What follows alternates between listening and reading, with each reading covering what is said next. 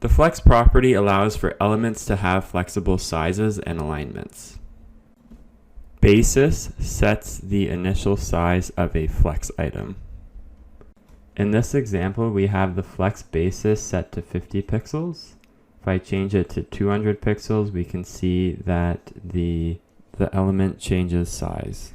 Shrink sets the flex shrink factor of a flex item. If the size of all flex items is larger than the flex container, items shrink according to their flex shrink. In this example, we have an element with a flex basis of 1000 pixels. As you can see, it's overflowing. If we set the flex shrink to 1, it resizes itself to fit within its parent. Flex grow specifies how much of the remaining space in the flex container should be assigned to an item. The main size is either the width or the height of the item, which is dependent on the flex direction value. The remaining space is the size of the flex container minus the size of all the flex item sizes together. If all sibling items have the same flex growth factor, then all items will receive the same share of the remaining space. Otherwise, it is distributed according to the ratio defined by the flex growth factors. Suppose we had the following blue visual element. If we set the flex grow to 1, it takes all the available space in the parent. Now if we set the flex grow of the other child to 1, they each share 50% of the parent's height.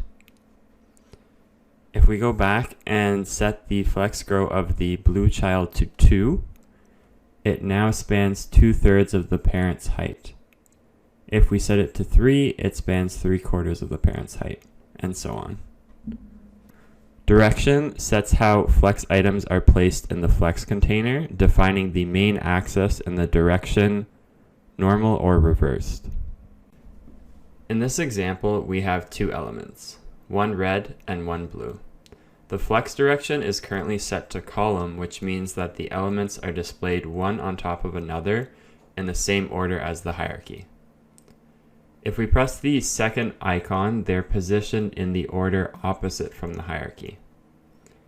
If we set the flex direction to row, the elements are positioned from left to right in the same order as the hierarchy. If we press the last icon, they're displayed from left to right in the order opposite from the hierarchy. Wrap sets whether flex items are forced onto one line or can wrap onto multiple lines. If wrapping is allowed, it sets the direction that the lines are stacked. In this example, we have some white text that's rendered outside the blue element. If we set the wrap property, the text that was rendered outside the blue element is displayed on the next line instead. If we set the wrap property in the other direction, it becomes reversed, where the content that overflowed is on top instead of on the next line.